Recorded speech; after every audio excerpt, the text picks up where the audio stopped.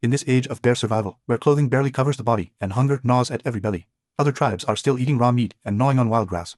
But I lead my tribe to drink fresh soup and eat roasted meat. We've even got fluffy rice and weapons that leap centuries ahead of their time. All because I brought advanced special forces knowledge back to this ancient era. In my previous life, I was an elite special forces operative, codenamed Kai. While chasing criminals along the border, I fell from a cliff. When I open my eyes again, I find several women wrapped in animal hides standing before me. But the sharp pain in my foot demands immediate attention.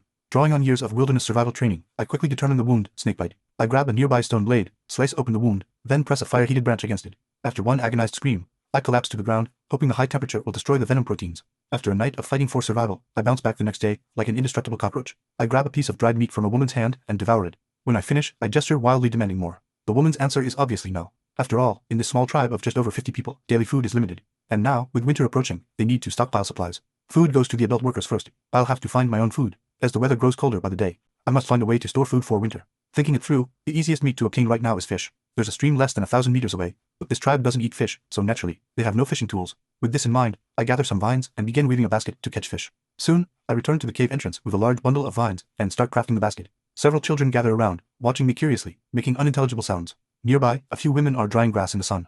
Suddenly, terrified screams pierce the air from the distance. Chief Thane and two men are running, each clutching a massive egg, howling as they sprint. At the same time, ear-splitting shrieks fill the air. A terror beak, over 3 meters tall, charges after the chief. I immediately shout, drop the eggs, but no one understands. Thane refuses to abandon the egg, and the terror beak refuses to abandon Thane. Within moments, the bird catches up. One vicious strike, Thane meets his end on the spot. The two other men, seeing this, immediately throw down their eggs and flee to the forest edge, climbing trees to safety. The children beside me have never witnessed such a terrifying scene. They scream in panic. The terror beak, losing its target, instantly pivots and charges toward the howling children at the cave. Seeing this, I quickly usher the children into the cave. The women inside rapidly roll a massive round stone to block the entrance. The terror beak, unable to enter, turns back to Thane's body and begins feeding. I make a decision. The bird must die. It has tasted human flesh and knows the tribe's location. The tribe will never know peace otherwise, but I have no weapons. A direct fight is impossible. Then I notice the bird's long, powerful legs. My eyes light up. I immediately begin preparing. First, I find 2 fist-sized stones. I remove the snake skin wrapped around my waist and tie a stone to each end. With this makeshift bola complete, I slip out through a gap in the cave entrance. The people inside are shocked. They want to pull me back, but fear attracting the terror beak again. They can only watch anxiously from inside, becoming helpless spectators. I quietly hide in the bushes, crouching low as I advance. I stop about 500 to 600 meters from the terror beak. The bird is still enjoying its meal, unaware that it has become my prey. I stand slowly, gripping the middle of the snake skin rope, spinning the bola rapidly. The 2 stones whirl outward, the centrifugal force snapping the rope taut. The terror beak senses the movement. It raises its head, screams, and charges straight at me. It gets closer and closer. The women and children at the cave entrance scream in terror, but I remain perfectly still, steady as a rock. When the terror beak reaches 30 meters, I hurl the bola. The spinning weapon flies through the air. The moment it contacts the bird's long legs, it wraps tight. The terror beak, already within 10 meters, loses balance and crashes down. Its small wings flap uselessly. It cannot stand. The cave dwellers stand frozen, mouths hanging open in disbelief. I immediately call 2 children to hold down the bird's neck. I hoist a large stone and smash it down hard. Blood sprays from the terror beak's head. Its body stops struggling violently, then goes completely still. The 2 children stare at me with awe in their eyes. I untie the snake skin from the bird's legs, wrap it around my waist again, and signal the 2 boys to help me drag the terror beak back to the cave. The boys are now completely obedient, looking like devoted followers. Together, the 3 of us pull the massive bird by its legs toward the cave. Seeing 3 people bringing back such an enormous kill, the cave dwellers can no longer stay inside. They howl excitedly, push aside the boulder, and rush out to help. In the distance, the 2 adult men who had climbed the trees now descend. They witnessed the entire hunt. I took down a terror beak alone. They're deeply impressed. This is the first time their tribe has ever captured prey this large. Back at the cave, I tell the women to save the feathers for me. They can handle the rest. With the danger past, I continue weaving my basket. After about an hour, the woven baskets are complete. I fill them with some terror beak innards and head toward the stream. A woman, seeing me heading to the stream alone, follows. She believes I'm capable and wants to keep an eye on me. The 2 boys who just pledged their loyalty to me see me carrying another strange contraption and immediately chase after me. The group of 4 quickly reaches the stream. I stand on the bank, carefully observing. What I see makes my heart race. In just a few minutes, I witnessed several cases of big fish eating small fish. This stream has carnivorous fish, but I have to admit, the ecosystem here is pristine. The water is so clear I can see straight to the bottom, and fish are everywhere. I choose a good spot, grip the grass rope attached to the basket, and lower it into the water. The scent of meat spreads rapidly. Fish within 20 meters become agitated, swimming quickly toward the basket, diving inside to fight over the innards. I yank the basket out of the water. Aside from those that escaped, 4 large fish remain inside, and the fish in the stream haven't fled. They're swarming below, still fighting over the scraps. It feels like feeding koi in a park. The 2 children and the adult woman are amazed. By putting that strange thing in the water and pulling it up, they can catch these legless creatures, but they still don't understand why. I dump the 4 fish on the ground, carefully clean them, cut off a piece of sashimi, and eat it. Watching me devour the raw fish, they immediately understand this is food. They mimic me, cutting a piece and putting it in their mouths. The woman's eyes light up instantly. She realizes this is a new food source. She chatters excitedly, gesturing for me to teach her how to catch fish, but I don't let her do this work. Instead, I assign her and 1 child to clean the fish, while another child uses grass to string the cleaned fish on a stick to carry back to the tribe. I continue catching fish. Now all the fish are gathering together. I simply crouch on the bank and scoop with the basket. Each scoop brings a good haul. The 4 of us work all afternoon. By the end, we've caught over 200 fish, the largest weighing about 10 pounds. 3 people can't carry them all back, so we send one child to fetch more helpers. Finally, the group carries and hauls our catch in a grand procession back toward the cave. By now, the gathering and hunting parties have all returned. Without proper tools, the adults only manage to catch small game, rabbits, wild chickens, and the like. Then the children arrive carrying fish, howling proudly, showing off their catch to the adults. The adults had been feeling down about the chief's death, but when they see my haul, they instantly cheer up. Thane's tragedy is quickly forgotten. After sorting today's harvest, all tribe members gather outside the cave. In the clearing before the entrance, they've piled a large stack of wood. Thane's body rests on top. An old man with 2 ram horns on his head lights the pyre. The roaring flames quickly consume the chief's body. Firelight dances across every face. The children smell roasting meat and swallow their saliva. They feel no sadness. The adults, now with a new food source, remain calm. I take this opportunity to observe the tribe. The tribe currently has 52 members, 8 adult men, 15 adult women, and the rest are children of various ages. The old man who lit the fire is the tribe's elder. Because he's the oldest, everyone considers him the wisest person in the tribe.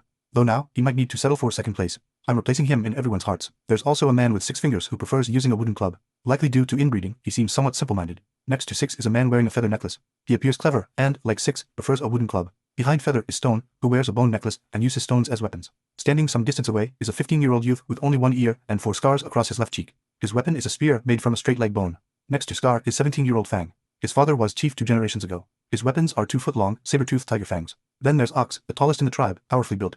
His weapon is simple and brutal, just a leg bone. Finally, there's Flint, who walks with a cane. He now follows the gathering group, handling pathfinding and watch duty. He loves sharpening stone tools. They say his greatest dream is to grind out a stone plate before he dies. Overall, among all the men, Scar, Fang, and Ox represent the tribe's top fighting power. After burning the chief, darkness has fallen.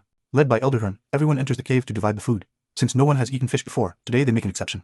I distribute the food. I take a pre-roasted fish and demonstrate how to eat it and pick out the bones. Everyone mimics me, eating with relish. Perhaps because it's the first time they've eaten their fill, everyone grows happier as they eat. They even start dancing while eating. The scene suddenly gives me a sense of home. I silently vow to lead the tribe to a better life. After everyone finishes eating, Elderhorn takes a charred stick and records my fishing scene on the cave wall. Meanwhile, I teach the women to weave baskets. I add to grass ropes, converting them into backpacks. From now on, they won't need to carry fruit in animal hides, greatly improving gathering efficiency. The women love them immediately, taking turns trying them on, reluctant to put them down. Finally, they agree to gather more vines tomorrow to make their own. To show their gratitude, they select 2 deer hides from the gathering team and place them in my hands. From this moment, I become the first child in the tribe to wear animal hide, but I'm not stingy. I keep 1 hide and give the other to the mothers of the 2 and 3-year-old children for making clothes for their kids. Children have weak immune systems, and in primitive society with no medical care, a simple cold or fever can be fatal. So, this 1 deer hide is worth a life. I believe if I ever need their help, they won't turn their backs on me. The next morning, I wake early. After a simple set of military exercises, I feel thirsty. But looking at the stone basin where everyone drinks together, I can't bring myself to drink from it. It's time to make some vessels for holding water. Soon, tribe members emerge from the cave chattering, but today they don't rush out to hunt. Elderhorn gathers all the men at the clearing by the cave entrance. It seems they're selecting a new chief. I realize only by becoming chief can I command everyone, so I join the selection. The selection method is simple and brutal. 2 men fight without weapons. The strongest becomes the next chief. Soon, Scar and Ox emerge victorious. Watching them fight, I shake my head helplessly. There's no technique at all, just a contest of brute strength. Soon comes the match between Scar and Ox. At 6'3", Ox stands like an iron tower. Scar feels at a loss for how to approach, but he doesn't back down. Instead, he screams and launches the first attack. But the moment he reaches Ox, Ox's massive hands grab both his shoulders. Before Scar can react, Ox hurls him several meters away. He crashes to the ground with a thud and can't get up for some time. Ox beats his chest excitedly. The tribe members shout in excitement, showing their approval of this new chief. Then I walk up to him in just a few steps. There's still me. Ox sees me, a kid, daring to challenge him. He beats his chest and roars, but I don't back down. I stand before Ox in a fighting stance. Ox looks down at me, barely reaching his chest, with eyes full of confidence and contempt. The watching children cheer for me, howling encouragement. I don't hesitate. I rush at Ox, plant my left foot on Ox's slightly bent thigh, and leap up. My right knee drives hard into Ox's jaw. Before anyone can react, Ox falls straight down, rolling on the ground, groaning. The tribe members are instantly stunned. Ox is the tribe's strongest warrior. Even if he lost, he shouldn't have been defeated in 1 move. And by me, an underage child, no less. Elderhorn suddenly becomes very excited. A feeling, baseless but powerful, rises in his heart. The entire tribe might grow stronger and stronger because of this child before he can make any announcement. The tribe members have already lifted me high, tossing me in the air to celebrate the birth of their new chief. In just 2 days, I've brought too many miracles to the tribe. This result is what everyone hoped for. Ox has recovered by now. He's clearly still not convinced. Amid the crowd's shocked cries, he charges at me again. Seeing this, I immediately foot down. When Ox reaches me, I grab 2 of his fingers and yank them forward forcefully. Then, with a sidestep, I circle behind Ox and kick hard at the back of his knee. Ox falls face first to the ground. The more he struggles, the more it hurts. In less than 2 minutes, even a powerhouse like Ox has no choice but to beg for mercy, tears and snot streaming down his face. I finally release the sobbing big guy, dust off my hands, and walk into the cave. The crowd erupts again. The children celebrate excitedly, their first time defeating an adult. The women discuss where they saw vines, planning to have me teach them to weave more backpacks tonight. Elderhorn stares at the cave with a complex expression, lost in thought. At that moment, I emerge with a completely new look. I wear a simple deer hide. My jet black hair is bound up with a strip of snake skin. I look clean, sharp, and capable. This is my carefully considered new style. They say this appearance dates back to ancient times. Early farmers began binding their hair because loose hair was inconvenient for field work. It became an important symbol of agricultural civilization. Under the tribe's starstruck gazes, I walk into the crowd and begin assigning today's tasks.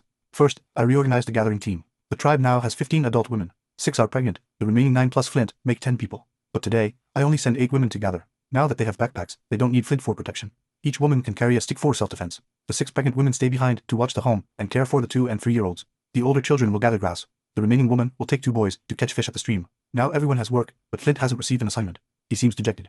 For this man who vowed to spend his life grinding out a stone plate, I plan to have him make pottery. But pottery making isn't simple. It requires a lot of preparation. So for now, I assign him something else.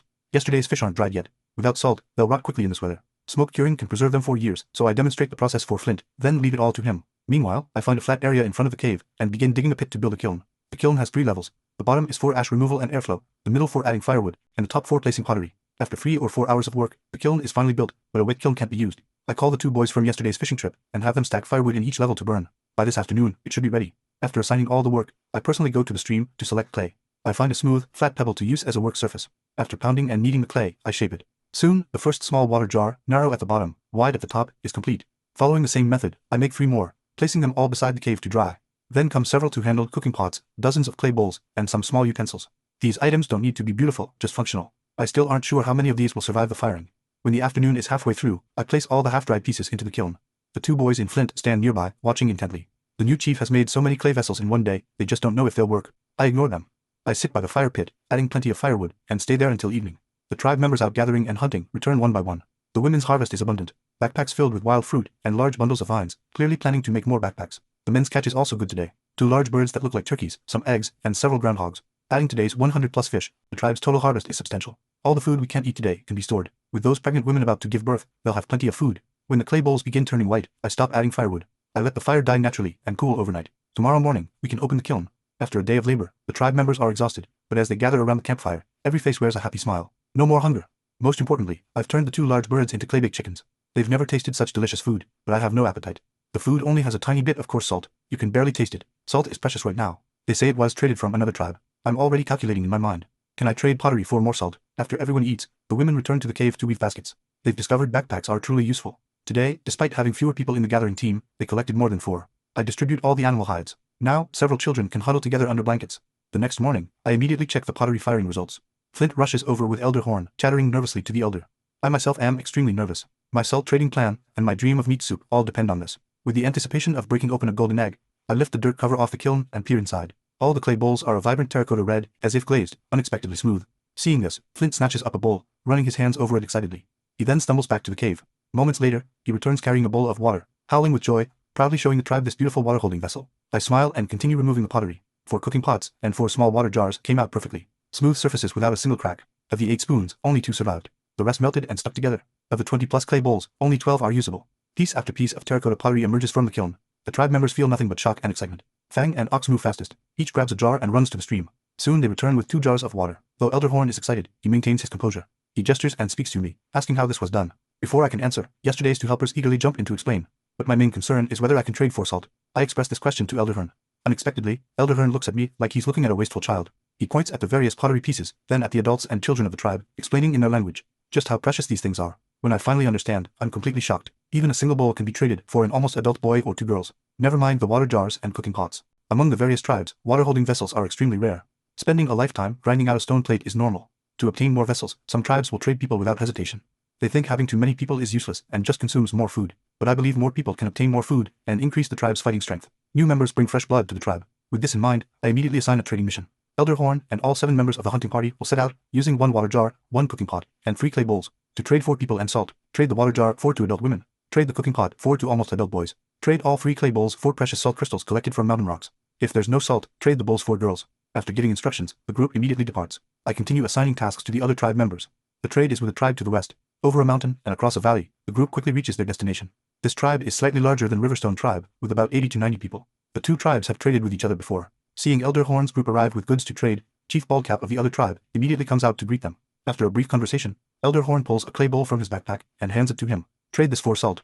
Baldcap's eyes light up immediately. This clay bowl is smooth inside and out, and much lighter than his tribe's stone basin. He immediately has 2 tribe members fetch a small bag of white crystals and hand it to Elder Horn. But Elder Horn glances at the bag and shakes his head. We need more. And this time, we also want to trade 4 to adult women. He has Ox take out the water jar. Ballcap is stunned. This stone basin is huge. It can store so much more water. But the next moment, he hesitates. Trading to women for one such large stone basin is definitely a good deal. But right now, it's autumn, a season for collecting food. One fewer person means less harvest. But in the end, he agrees with a smile. One fewer person means less consumption, right? This is a steal. Soon, 2 thin women are brought over. They're adult sisters. The older sister is holding a 4-year-old naked little boy. The boy's eyes are closed, motionless, clearly sick. We'll trade these 2 people for your big stone basin. That little boy will throw in for free. Baldcap waves dismissively, seeming to hurry the 2 women along. Elder Hearn looks at the 2 weak women, but says nothing. He has Stone pull out the cooking pot and remaining clay bowls from his backpack. If you want it, you can trade, boys. Chief Baldcap just got the large jar. Now seeing the smaller one, he likes it but waves his hand, indicating he won't trade. Seeing this, Elder Hearn can only follow my morning instructions. Demonstrate on the spot. He uses the clay pot to cook a pot of meat soup. Soon, rich meaty aroma wafts from the pot. The other tribe's members immediately start drooling. Meat can be eaten this way. Chief Baldcap eagerly takes the clay bowl from Elder Horn's hands. It's filled with several chunks of stewed meat and soup. Baldcap hesitantly takes a sip and is instantly stunned. My goodness, it's so delicious. The savory soup has a beautiful layer of oil floating on top. That tender, juicy stewed meat. One bite and his whole body feels amazing. Just a few kids. Trade. Must trade. Now Baldcap is finally generous. He readily hands over the people and has his underlings bring out a large bag of salt crystals, filling Ox's entire backpack. Seeing this, Elder Hearn nods with satisfaction. The group then sets off on the return journey. They came with 7 people. With the 9 people they acquired, they return with 16. This haul is better than a full day of hunting. The group hurries along and finally returns to Riverstone tribe near evening. But the moment these newly acquired people reach the clearing at the cave entrance, they're all stunned. At the cave entrance sit 4 water jars, 4 pots, and a large stack of bowls that Flint made today. Flint is staring at the pottery with a silly grin. This is the happiest day of his life. On another part of the clearing, several hundred large fish hang drying. The women nearby are all smiling happily. This is all meat. Now they can catch meat too. The newly traded adults and children are especially shocked. A single stone basin can trade 4 to adults, yet this tribe has so many, and those hanging meats should all be edible. Coming to this tribe seems pretty good. Elder Hearn brings the people to report to me. 8 naked people plus 1 naked child. I squint as I walk past each of them. They're all skin and bones, clearly second-rate goods. But no matter. The tribe has plenty of meat, 1 winter, and they'll all fill out. I finally stop in front of the woman holding the child. The child is motionless, face flushed red. I touch the child's forehead. It's burning like a small furnace. I quickly pull the woman into the cave. First, I find an animal hide to wrap the mother and child, having them sit by the fire pit to warm up. Meanwhile, I pace anxiously. There are no medicines. How can I reduce the fever? Suddenly my eyes light up. Right, scraping therapy can reduce fever. With this thought, I immediately start preparing. First, I put a pot of clear fish soup on the fire pit. Then I look for a bone suitable for scraping. The terror beak's beak was half a meter long. Smashing off a small piece will be enough. The woman holding the child doesn't know what I'm doing. Earlier, I touched her child, and have been frowning ever since. She worries I might abandon her child. Thinking this, tears start flowing. Just then, I walk up to her with a piece of beak fragment. Give me the child. I can help save him. The woman doesn't understand the words, but she can sense that I treat her better than the previous chief.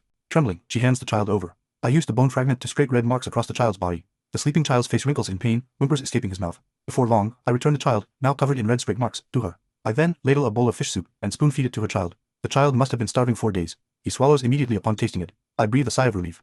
If he can eat, there's still hope. As long as he can sweat out the fever in a while, this little life will be saved. The woman finally relaxes. Though she doesn't know what I was doing, it clearly wasn't meant to harm her child. As she relaxes, her stomach, empty for 2 days, starts gurgling. She stares at the fish soup, swallowing. I immediately ladle a bowl of fish soup with a large piece of fish and hand it to her. Then I take the child from her arms, wrap him tightly in animal hide, and hold him. Right now, my mind is troubled. A simple fever can be a death sentence. The eating problem is temporarily solved, but what about clothing? To accumulate as many hides as possible, I need to hunt large animals. But current weapons simply can't do it. In future hunts, I must go along to find materials for better weapons. At the very least, I need to set up some traps. I silently vow. Before winter arrives, everyone will have clothing. After everyone finishes eating, the little boy wakes up, drenched in sweat. I hand him back to the woman. I personally bind the boy's hair into a topknot and give him a name. Sprout. The woman is overjoyed. The new tribe's chief not only saved her child, but personally gave him the same hairstyle as everyone else. This means I've accepted them. After finishing this, I begin crafting my own equipment. I select a fairly straight stick. I attach the spear point, ground from the terror beak's leg bone, to one end. A primitive bone spear is born. Next, I break off some pieces of the terror beak's beak and grind them into a short knife. I give the remaining materials to Flint to craft his own weapon. Right now, equipment consists of just these 2 items. I have to make everything myself. Early the next morning, after the tribe members wake up, I assign new tasks. Flint continues making pottery. We must first ensure everyone has a bowl. The adult women split into 2 teams, one for gathering wild fruit, one for catching fish. The remaining children stay behind to help. I personally lead the hunt. The hunting party's full roster, plus my 2 usual followers, Chirp and Skip, and the newly acquired brothers Reed and Brooke, makes a team of 11. We stride into the forest as the sun rises. After entering the forest, the hunting party spreads out. Each adult hunts on his own. I bring my 4 young followers. They carry backpacks and a bundle of grass rope to assist me. Most trees in this forest bear nuts. Each tree stands over 30 meters tall. Looking at the trunks, over a meter in diameter, I can do nothing with them. Nuts litter the ground. In the distance, I can see large birds foraging on the ground. But along this route, I only observe. I don't hunt any animals. As an excellent hunter, I must first understand what's in my hunting ground. Soon, I find wild boar tracks. Judging from the chaotic footprints, it's a group, but the depth of those prints truly frightens me. The weight must be at least 1,000 pounds or more. I advance cautiously in that direction. Finally, cresting a ridge, my eyes light up. Ahead in the valley lies a sparkling stream. To the west grow massive reeds. Over a dozen thunderboars are drinking water. Clearly, a complete family. The lead male probably weighs 1,500 pounds. Behind him follow 3 sows and over a dozen piglets the size of domestic pigs. Charging straight in would be suicide. I need to set traps. I quietly back away, staying close to the ground, and return to the forest. My young followers are terrified. They've never seen prey this large. I don't count on them at all. I begin setting traps alone. Using grass rope on the boar tracks, I make several figure 6 snares, tying the other end directly to large trees. Once a hoof steps in, the snare auto-tightens. The more it struggles, the tighter it gets. For safety, I have the boys climb trees. Now I just need to make the boar herd turn back. I quietly circle to the other side of the stream. I cover myself in mud, hold up to branches, and suddenly leap out from behind the bushes, screaming at the top of my lungs. The boar herd has never seen such a creature. They immediately bolt toward the forest. I chase from behind, shouting as I run. Soon, agonized squeals echo from ahead. When I reach the trap area, I see the lead male and an adult lying on the ground. The grass rope won't hold much longer. I carefully approach with my bone spear. Timing it perfectly, I thrust hard into its open mouth. The sharp bone spear pierces straight through the back of its neck. Blood sprays out like it's free. Within moments, the 1,500-pound beast finally collapses, its body twitching occasionally. I finally breathe a long sigh of relief. But soon, a problem presents itself. How can 5 children get this massive boar back? Looking at the struggling sow nearby, my eyes suddenly light up. First, I secure the sow to a tree with grass rope, then tie its mouth shut to prevent biting. Next, I tie 2 ropes to the sow's 2 front legs. Finally, I tie the male boar's rope to the sow's body. Once everything is done, I lead the way by pulling the sow's snout. Chirp and Skip each hold one of the sow's front legs, walking on either side. Reed and Brooke carry sticks at the rear for security. We trek through the dense forest until finally, in the distance, we spot the tribe's cave. A young tribe member clearing brush outside is the first to spot us. He howls, alerting the tribe. Soon, everyone swarms out to meet us, but no one dares get close. They've never seen prey this large. I call Flint over and have him prepare a water jar and salt. When Flint brings the jar, I dig a pit in the ground and place the jar inside, with the rim barely above ground level. Then everyone pins the sow beside the jar. I plunge my knife into its neck. The blood sprays out without wasting a drop, all flowing into the jar. Soon it's filled to the brim. I pour in a bowl of salt water and stir it evenly. Before long, it will become delicious blood pudding for tonight's soup. The thunderboar hide can be processed to make boots or bags. These 2 boars should yield plenty. Under the hide lies a white layer of lard, 4 fingers thick. I'll render it over the fire soon. Everything else, except the lungs, which will be used for fishing bait, is edible. Even the larger bones are stripped out. They can be ground into weapons. The entire afternoon passes. All my efforts go into processing these pound boars. It's exhausting work, but the results are truly rewarding. The smoking racks are filled with chunks of meat of all sizes. 1 jar holds cooked blood pudding, and 3 jars brim with pure white lard. The children giggle as they pick up crispy pork cracklings, and even little Sprout enjoys the feast. As Flint opens the kiln to retrieve the pottery in the evening, the main work groups return from their day's labor. The fishing team brings back several hundred fish. The hunting team does equally well with 3 pheasants, 2 large snakes, over a dozen bird eggs, a dozen ground squirrels, and a basket of nuts. Even more surprising, today Maple leads the gathering team and discovers a new food source, an incredibly sweet tree root. When cut open, the outer skin reveals natural amber-colored sugar inside. Collecting more of these could allow us to refine white sugar. I specifically praise the young woman for this discovery. Everyone enjoys dinner immensely. However, Elder Horn wears a dark expression, holding a thorny vine covered with red spines, chasing after Maple and repeatedly striking her. From the original owner's memories, I know this vine serves as the tribe's discipline. Tool used only for those who commit serious offenses. Seeing this, I quickly intervene, stopping the furious elder and asking why he's punishing her. The elder claims that these roots are baked from the thorn tree, and anyone who eats them will be devoured by it. Hearing this, I immediately tell everyone to stop consuming the roots. Not because I truly believe the elder's claim, but because I worry the roots might be poisonous or addictive. Because of this incident, I remain vigilant throughout the night, carefully monitoring my body for any changes. Fortunately, nothing happens. When daylight arrives and people emerge, I begin organizing the day's work. Everything proceeds as usual. With one exception, Sprout and his mother join the fishing team, while I take 4 younger boys to join the gathering team. I want to investigate this so-called thorn tree that Elder Horn mentioned. The tree's location lies deep in the mountain behind the cave. This mountain has few tall trees, but the shrubs grow incredibly dense, and fruit trees are plentiful. During the journey, I make a delightful discovery, the chili peppers I've been longing for. A bright red patch hides among the shrubs. The tribe members never eat these because the intense spicy taste makes them believe the peppers are inedible. I immediately instruct my 4 companions to focus solely on harvesting chili peppers today. I then continue with the gathering team. After crossing a ridge, a basin comes into view. Animal bones with a greenish tint scatter everywhere, resembling a mass grave. In the center of this basin stands a bizarre tree, roughly 60 meters tall. Its roots cover an area of 500 meters in radius. The closer to the center, the more root bulbs appear. This pattern seems designed to lure animals toward the trunk. My instincts tell me that approaching the trunk means greater danger. Still, I decide to move closer, confident in my abilities to escape if needed. With each step, I probe the ground ahead with my bone spear, slowly advancing toward the center. When my spear touches the area beneath the tree's canopy, my special forces training triggers an alert. Danger approaches. I quickly withdraw my spear and retreat along the same path. At that moment, a whooshing sound fills the air. Over a dozen thorns, each nearly a meter long, shoot straight into the ground, targeting exactly where my spear had touched. Each thorn measures nearly a centimeter in diameter, with a bowl-sized white flower at the tail end. These are natural arrows. My excitement soars as the story of borrowing arrows with straw bows flashes through my mind. I use my woven basket as a target, tie a long rope to it, and toss it under the canopy. Whoosh, whoosh, whoosh. Instantly, over a dozen thorns embed themselves in the basket. Repeating this process, I soon collect 2 large bundles of devil thorns. Before leaving, I instruct the women that the roots are edible, but they should only harvest from the outer areas. On the way back to the tribe, I collect 100 saplings from the thorn tree in the forest. These saplings have grown to about 3 centimeters thick, standing perfectly straight. They make ideal material for spears. I call my 4 companions who are harvesting peppers, and together the 5 of us carry these saplings home. Back at the tribe, children gather around to observe what I've brought back. However, in the eyes of the pregnant women, everything seems useless. The peppers aren't edible, and the sticks aren't thick enough to kill prey. But this doesn't dampen my enthusiasm in the slightest. For the remaining time, I focus on upgrading my equipment. The peeled devil thorns have a fine, hard texture, with a diameter similar to a cigarette. If made into arrows, they would be heavy arrows. Though this affects range, their penetrating power would be formidable. The 3 cm thick saplings, due to their hard wood, need their surfaces carbonized and sharpened into points. They would definitely work well for hunting. Naturally, the task of sharpening spear tips goes to the 4 younger boys. Eventually, everyone in the tribe will be equipped with these new white shaft spears. Now, all that's missing is a bow. Given current conditions, only longbows are feasible. Though cumbersome, their power remains formidable. Making longbows requires fir wood. The forest where we caught the wild boar yesterday has some. I just need to find appropriately sized pieces. Actually, what I truly value most is the aloe I discovered while hunting the boar. The fibers in aloe leaves make excellent material for making ropes, and can also be woven into fabric for clothing. Though not as good as ringy, it's far superior to animal hides, and very durable. Most importantly, the juice from aloe leaves can treat wounds, providing both anti-inflammatory and detoxifying properties, as well as heat-clearing and fever-reducing effects. With this in mind, I plan to begin large-scale aloe cultivation next year. By then, tribe members will have clothes to wear, and it will greatly reduce deaths from infected hunting injuries. The next day, I arrive at the forest where we caught the wild boar. I am fortunate to find 2 fir trees, knocked down by some animal and already air-dried. They're perfect for bow-making. Spending an entire day, I first prepare stone axes and stone knives. After a full day of chopping and carving, a 5-foot-long bow finally takes shape. After another careful day of adjusting and polishing, it's complete. The bowstring is twisted from sizzle fibers. All the arrows are made from the ready-made devil thorns, with fletching from the terror beak's blue-green feathers. I make over 200 arrows in one go. 2 days later, I gather all tribe members in the clearing. 30 meters away stands a grass target with several ground squirrels we caught today hanging on it. First, I demonstrate the throwing spear, piercing the target from 30 meters away. Then, I show close-range spear combat. The tribe members watch with great excitement. Only now do they realize that I've been making weapons these past few days. Except for very young children, I distribute 1 spear to every tribe member. Hunting team members each receive 3, 2 for throwing, and 1 for close combat. The adolescents must practice spear throwing every day in addition to clearing grass and playing. The white shaft spears look impressive. The tribe members cherish these new weapons. Besides throwing stones, this is their only ranged attack option.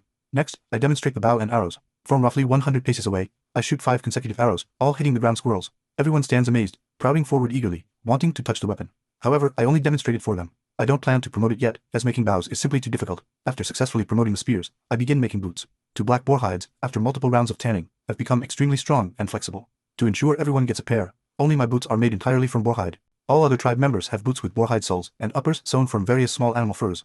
I make sprouts boots myself. The boot shafts reach up to the knees, filled with soft, furry animal hair inside, making them exceptionally warm. The little one shows them off to everyone daily after putting them on. After all my work, the tribe's limited supply of small hide pieces has been completely used up. The weather grows colder, and the need for animal hides becomes urgent. Now that we have enough pottery, I assign Flint a new task, making bricks. Once we have enough bricks, we can build a larger kiln, or even use them to build walls and houses. The grass clearing task I assigned to the young companions is nearly complete. The entire area outside the cave, spanning dozens of acres, has been cleared, whether for building houses or farming. The land is ready. We just lack suitable seeds for now. We can only plant some chili peppers. Sisal is a perennial plant. I plan to plant it on the back mountain and harvest it once a year. Having arranged these long-term tasks, I prepare to travel farther to search for large herbivores. I've already prepared all necessary equipment for the journey, weapons, food, and supplies. After briefing the tribe members, I shoulder my woven basket and set off. Elder Horn's face shows deep concern about my journey. He has never seen anyone survive spending a night outside the cave. Herbivores typically inhabit grasslands. First, I must exit this endless forest. After walking an entire morning, the trees grow shorter. This pleases me. It's a sign I'm about to leave the forest. The morning's journey leaves me parched. I approach a river, wanting to drink. Just as I kneel down and take out my clay bowl to scoop water, the calm river surface suddenly erupts. A massive creature emerges. A gaping maw, full of serrated teeth, lunges at me. I quickly turn my back. The water beast bites down on my woven basket. Its mouth becomes stuck on the basket. It can't spit it out or bite through it. It can only thrash its head violently from side to side. I get dragged into the water, swinging left and right. In this critical moment, I struggle to pull out the bird-beak dagger from my boot and cut one strap of the basket. This allows me to turn around with great effort. With one hand, I desperately grip the remaining strap. With the other, I grip the dagger and stab repeatedly at the water beast's head. The beast thrashes even more violently, lifting me high out of the water, then slamming me down hard, dragging me through the water in a wild rampage. I flip myself onto the beast's head and drive the blade savagely into both its eyes. Blood mixed with brain matter gushes from the eye sockets, clouding a large area of water. Gradually, the beast's struggles weaken, finally reducing to mere twitching. I swim exhaustively to the opposite shore. After resting briefly, the water beast dies completely, floating belly up on the river's surface. With my woven basket still firmly lodged in its mouth, I find a sturdy vine, thread it through the beast's eye sockets, and with tremendous effort, drag it ashore. Only then do I have time to examine this creature carefully. It turns out to be just a fish, measuring about 5 meters in length. After resting, I pick up my stone axe and begin knocking out the fish's plate-like teeth, the triangular teeth, each as large as a child's palm, number over 50. After removing them all, I retrieve my basket. Checking the contents, fortunately the firekeeper didn't get wet. Some other items suffered minor damage but remain usable. Just as I consider making a fire to dry my clothes, footsteps suddenly sound from the forest. Turning my head, I see a pale-skinned woman with a young girl, both staring at me in terror. Immediately, they both scream and run away, leaving behind something round on the ground. I walk over to investigate. It's a wooden bucket, made by hollowing out a solid log section. By the looks of it, those two women must have come to fetch water. Now they've dropped the bucket and fled. They'll probably return with others soon. Sure enough, before long, the woman who came for water returns with several of her tribe members. They wear white animal hide robes, their skin so pale it looks powdered. The group stares at the giant fish behind me with astonishment. A man who appears to be their chief makes eye contact with me and points at the wooden bucket. I immediately understand. I lift the bucket with my spear and hand it to the chief. The chief accepts the bucket, chattering something unintelligible, then points at the giant fish behind me. Though I can't understand the words, seeing him point at the fish makes the meaning clear enough. I step aside to reveal the fish. The group immediately rushes over and begins beating the giant fish furiously. Several women even burst into tears. The leading man smiles, pounds his chest with his fist, then extends his fist toward me. I look bewildered. However, seeing the friendly smile, it probably isn't a challenge to fight. Hesitantly, I bump fist with him. The man laughs heartily and gives me a warm embrace, then starts chattering and gesturing animatedly with me. Even without shared language, expressions and body language allow communication. I tell him I came from across the river, searching for animals with horns on their heads. The man nods in understanding, then explains that many from his tribe have been eaten by this fish. To thank me for killing it, he hopes I'll visit their tribe as a guest. Evening approaches, and the two tribes aren't far apart. Perhaps we can trade goods in the future. So I accept the invitation. I indicate they can take the fish. It's edible. The man looks surprised. In their experience, fish eat people, not the other way around. Still, he agrees. Because the fish is so large, they must butcher it first before carrying it away in pieces. I continue working. The silver fish skin measures 4 meters long and 3.5 meters wide. It's smooth, elastic, and most importantly, waterproof. I decisively keep it. The rest of the fish meat, after cleaning, gets cut into several large pieces for carrying. Their tribe is located in the forest. After just 10 minutes of walking, we reach a massive tree hollow. The interior space measures only about 100 square meters. Though small, it's sufficient for their needs because their population is truly tiny. Only 14 adults in total, and including all the children, only 32 people altogether. I call this tribe that lives in a tree hollow the Tree Hollow tribe. Their pale skin comes from living their entire lives in this dark forest. Their elder points east and tells me that beyond the shadow forest, in that direction, stands a mountain like clouds in the sky. On that mountain lies a species with 2 sharp horns on their heads. They run fast as the wind. No one can catch them. From his description, I guess they must be large antelopes or similar creatures. Chasing them would be futile, but I could set traps in advance. At this moment, I feel confident. However, Timber and Elderbark don't hold much hope for me. Seeing the elder finish speaking, Timber recommends his own clothing to me. It's made from the hide of giant hares, creatures over half a meter long. These hares feed on moss and mushrooms in the forest. This shadow forest has plenty of them. My eyes light up immediately. Hares are excellent creatures. Like rats, they breed prolifically, commonly producing 5 or more offspring per litter. Young hares reach sexual maturity 4 months after birth and can breed again, averaging 1 litter every 2 months. If I could bring back 2 pairs of adult hares and domesticate them, within a year they'd multiply into hundreds. By then, the entire tribe wouldn't lack clothing, and hare meat would become an important food source. After dinner, Timber says he's taking tribe members hunting, and asks if I want to join. I feel momentarily surprised. However, since hares are nocturnal animals, nighttime hunting makes perfect sense. So I agree. Arriving at the destination, I don't participate. I quietly hide to the side, watching how they catch hares. Timber leads his people in collecting mushrooms, placing them beneath an iron oak tree. The group then conceals themselves nearby. Before long, a plump hare hops over, alertly surveying its surroundings. Seeing nothing amiss, it slowly approaches the mushrooms. At that moment, Timber and his group rush out, using branches with dense twigs. They quickly immobilize the hare, then finish it off with a wooden spike. This is encirclement hunting, and they catch it alive. I instantly want to trade with them. How wonderful it would be if they could help me catch hares. We move to another location and set up mushrooms again. This time, I decide to show my skills. I take out the longbow and pull out an arrow. Timber stares, bewildered, not knowing what this thing is. Just then, another hare cautiously appears. Still over 10 meters from the mushrooms, Timber quickly tugs at me, signaling. Need to prepare to rush forward together. I ignore him. Instead, I draw the bow, knock the arrow, and whoosh. With one shot, the arrow pierces straight through the hare's neck.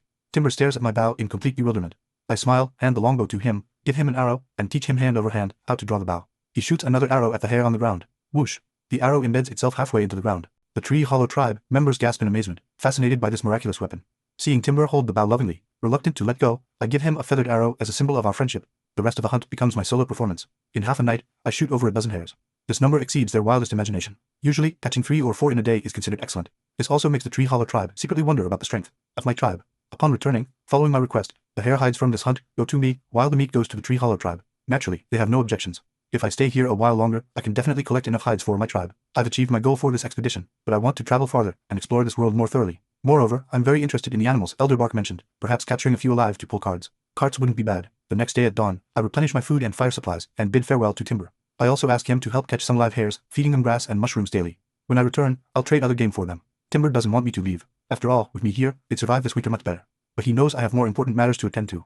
Bidding farewell to the Tree Hollow tribe, I walk along, cutting branches and inserting them in the ground as markers. After 2 full days of travel, I finally exit the dark forest. The view suddenly opens up before me. An expansive grassland stretches ahead, with only scattered trees visible. Animal tracks from herbivores appear on the ground. I take out my bow and arrows and carefully scout ahead. Soon, the scene before me makes me laugh with joy. A herd of blue antelopes, roughly the size of domestic donkeys, peacefully graze with their heads lowered. These could work perfectly as draft animals. I instantly decide to capture them alive. However, these blue antelopes clearly aren't to be trifled with. Just looking at the sharp horns on their heads makes it clear, if I richly approach and all doesn't charge at once, the entire tribe would be wiped out. After careful observation, I notice this is the animal's mating season. Among this herd of blue antelopes, only one adult male exists. The others include 8 females and 8 juveniles. Realizing this, I immediately form a plan. Using the same method I used against the terror beak, I'll first control the male, and the others will naturally follow. I carefully retreat to a safe distance and begin making a bola. Soon I return with the bola, quietly hiding behind a shrub, waiting for the right moment. I quickly find a good opportunity. The male antelope mounts a female, singing joyfully. I rapidly swing the bola. Like a propeller, it flies toward the mating pair, instantly entangling the hind legs of both blue antelopes. Both animals shudder violently and collapse to the ground with a thud, crying out continuously. Next, I swing a rope loop, cowboy style, and throw it swiftly, landing it perfectly around the hooves of 2 nearby female antelopes. The blue antelope herd instantly panics and scatters in all directions. Before long, several blue antelopes become tightly tangled together, crying out and struggling. The remaining 2 females, seeing the situation, flee with 8 juveniles. I watch helplessly as 10 antelopes escape, unable to do anything. I can only tie up the legs of the remaining blue antelopes with rope. Completely taming wild animals is very difficult. For aggressive species like blue antelopes, their pride must first be broken. So I use my stone axe to smash off their prized horns, then use heated charcoal to cauterize the stumps, preventing regrowth. An antelope that was violently struggling becomes as docile as a quail. Finally, I find rope, tie the male antelope at the front as the leader, and link all the others in a chain. By the time I finish, the sky has nearly darkened. I lead them to a small stream and stew dried hare meat for dinner. To the northeast of the stream rises a colorful stone mountain. Under the setting sun's glow, it reflects brilliant multicolored light. Judging by the colors alone, I determine this is a banded mineral vein where multiple minerals coexist. This discovery thrills me immensely. I want to investigate, but the sky has completely darkened. I can only suppress my impulse for now. The next day, just as dawn breaks, a commotion wakes me. The scene before me nearly makes me jump for joy. In the grove where I tied the blue antelopes, the 2 females that escaped yesterday have returned with 8 juveniles. Somehow, they've even brought along another adult male. I quietly hide in the bushes and repeat my strategy. After another series of maneuvers, my antelope team grows from 7 to 18. By now, daylight has fully arrived. In high spirits, I ride the male antelope toward Rainbow Ridge. This place truly overflows with treasures. After careful observation, I discover this is actually a rich copper mine. The other colors represent associated minerals in the copper ore. With these ores, making bronze tools becomes far less distant. The associated minerals also have uses. The orange mineral is realder, which can serve as medicine. Applied externally, it treats snake and insect bites. Taken internally, it eliminates parasites. The white substance is kaolin clay, useful for making crucibles for smelting iron. The large red mounds are termite nests, but the weathered soil inside makes excellent pottery material. Conveniently, Rainbow Ridge is only 3 days' walk from my tribe. Using blue antelopes to pull carts could make the journey even faster. I just need to build a bridge first upon returning. Having planned for the future, I take time to appreciate the surrounding scenery. East of Rainbow Ridge, the water system thrives, forming endless marshlands. At the mountain's base, lush water plants create a paradise for animals and plants. Knee-high ryegrass, waist-high pasture grass, and elephant grass growing as tall as trees. These are all favorites of herbivores. The clearing in front of the tribe's cave would be perfect for growing these pasture grasses. My rabbit-raising enterprise, and these blue antelopes, who will soon become laborers, all depend on these grasses for sustenance. There are also water leeks and water celery. Taking some back could supplement our vitamin intake. In half an afternoon, I collect a bag full of grass seeds, tie it to a female antelope's back, and begin searching for dinner. Soon, a thunder goose with a 5-meter wingspan falls from the sky, struck by 2 of my arrows. I pluck every feather suitable for arrow fletching. I plan to roast the entire bird to replenish the nearly depleted dried hare meat in my basket. But as I crouch by the water's edge butchering the goose, an unexpected discovery nearly moves me to tears. In the bird's stomach, I find undigested rice grains. Moreover, this rice is completely unfamiliar to me. Each grain is larger than a mung bean. This is the first grain crop I've discovered in this world. My immediate thought, I must find it. That night, I don't rest. I gather tree branches and begin urgently crafting equipment for entering the marsh. I must harvest that rice before the animals do. Early the next morning, I carry my simple dugout canoe, find a spot with slightly deeper water, and paddle toward the depths of the marshlands. Meanwhile, in the shadow forest, Timber leads his tribe members in catching giant hares. To meet the needs of both me and their own tribe, the entire tribe works around the clock, leaving only the elder and children under 6 to watch the camp. To increase yields, he even resorts to aggressive methods. Upon finding a hare burrow, they dig it out directly. If the hares won't emerge, they use fire and smoke. This method proves effective. He catches quite a few, including several litters of newborn hares. However, this hunting method brings disaster to their tribe. In this season, every tribe must store food. The cannibal tribe is no exception. Their food source is humans. Anyone who falls into their hands faces one of 2 fates. Men get eaten to fill stomachs, while women are kept for breeding or labor. On the day I venture deep into the marshlands, a cannibal tribe hunting party is drawn by the fire from Timber's hair-smoking operation. This squad consists entirely of adult males, numbering 40 strong. Their weapons are all stone axes and wooden spears, making them formidable fighters, especially the 2 leaders, who actually ride 2 young manhwacapped. Compared to them, the Tree Hollow tribe is outnumbered, even when counting all men, women, and children. Facing such a powerful enemy, Timber leads his people in immediate retreat. The cannibal tribe pursues relentlessly. Fortunately, Timber knows the terrain well. He deliberately chooses difficult paths to escape. The enemies can't catch up immediately. Still, some fall behind. A young girl gathering mushrooms trips on a tree root in her panic. Just as she rises, a flying axe strikes her back. Immediately after, pursuing enemies spear her to death. A group of savage cannibals laughs as they surround her and begin drinking her blood. Timber's teeth grind awkwardly, but he doesn't stop. He knows that even if the entire tribe fights together, they'd only be slaughtered. The death of the young girl finally slows the enemy's pursuit. Timber rushes back to the tribe and tells Elderbark about the situation. The enemy is too powerful to defeat. Migration is their only option. Elderbark makes the final decision. Timber will lead the tribe members east through the Shadow Forest to find me. After all, judging from my weapons, my tribe must be very powerful. Elderbark himself will stay behind to delay the enemy. After all, he can't walk far anyway. Timber suppresses his grief, nods firmly, and hurriedly has everyone gather their belongings before heading east. In truth, he feels uncertain. I left several days ago. Where I am now, whether I'm even still alive, Timber knows none of this. But if they don't leave now, they can only wait for death. He has no choice. Before long, the pursuing enemies find their tribe. The tree hollow they've inhabited for generations has become a sea of flames. Elder barks at the fire, hoping to burn a few invading enemies, and by everyone sometime. After this disaster, the tree hollow tribe, which numbered only 32, now has only 30 survivors. The group travels dejectedly, rushing toward the eastern edge of the Shadow Forest without rest. Originally, Timber didn't hold much hope of finding me, but when he sees freshly cut branches inserted in the ground along the way, hope returns immediately. In just a day and a half, they reach the forest's outer edge. When they emerge, evening has arrived. Under the setting sun's glow, the sky turns crimson. The Tree Hollow tribe members immediately become captivated by the scene before them. This is their first time seeing the world outside, but Timber keeps frowning. My markers end here. He doesn't know where to search. Just as he feels lost, he suddenly notices signs of a fire by the stream.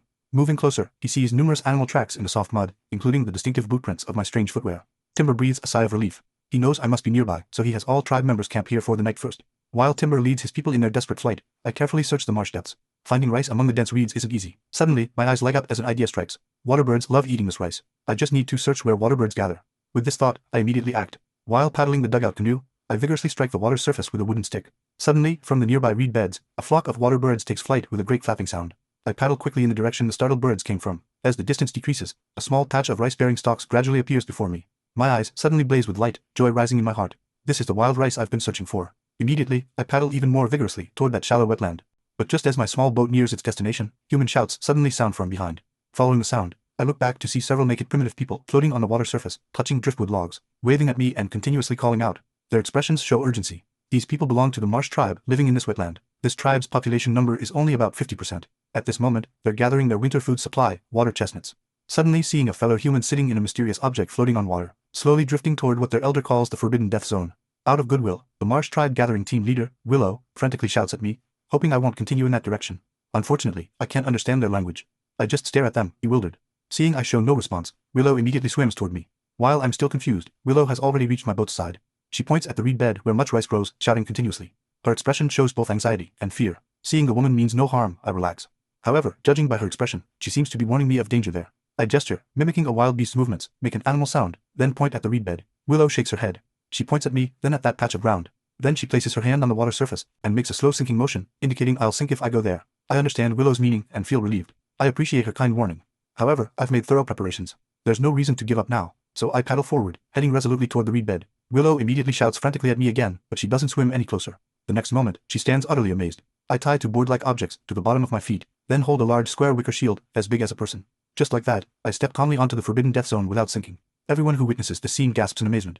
They've never seen anyone walk on the Death Zone without sinking. But I, who appear relaxed, am not as comfortable as they imagine. Beneath the reeds lies pure mud. My mud walkers sink into it. Each step requires tremendous effort to lift my feet. With tremendous effort, I finally reach that small patch of rice.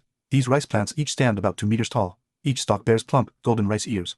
Taking out the hide sack I prepared earlier, I begin stripping frantically, not stopping until I've stripped every rice plant bare. Only then do I stop. Bringing 2 full bags of wild rice back to the small boat, I happily prepare to paddle home and begin my agricultural era. But unexpectedly, just after paddling a short distance, Marsh tribe members surround me. The group sees the 2 heavy bags on my raft, yet it still floats on the water surface. Their eyes immediately light up, so this floating thing can not only carry people, but also cargo. Several clever individuals immediately imagine themselves paddling this small boat to gather water chestnuts. I look at the people before me and feel somewhat annoyed. However, seeing they apparently mean no harm, I don't get angry. Willow notices my barely suppressed anger and quickly gestures while asking if I can teach them how to make this thing. Looking around at the circle of people soaking in the water, their skin somewhat swollen, and remembering they kindly warned me earlier, I readily agree.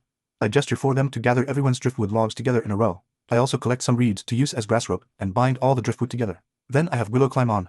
Sure enough, after Willow climbs aboard, the log raft still steadily supports her on the water surface. Willow immediately becomes excited and quickly calls tribe members to try it together. Unfortunately, this log raft can only seat 2 people. Adding a third would probably capsize it. Those who can't get on the raft feel somewhat envious of Willow sitting on it. However, Willow is exceptionally happy because she knows this method is simple to make and these materials are readily available in their tribe. Thinking of this, Willow looks at me gratefully and warmly invites me to visit the marsh tribe as a guest, but I don't accept. Outside the marshland, a herd of blue antelopes still awaits me. Willow doesn't insist. She casually hands me a giant water chestnut the size of an egg as a token, agreeing that if I encounter difficulties in the future, I can bring this water chestnut to the marsh tribe for help.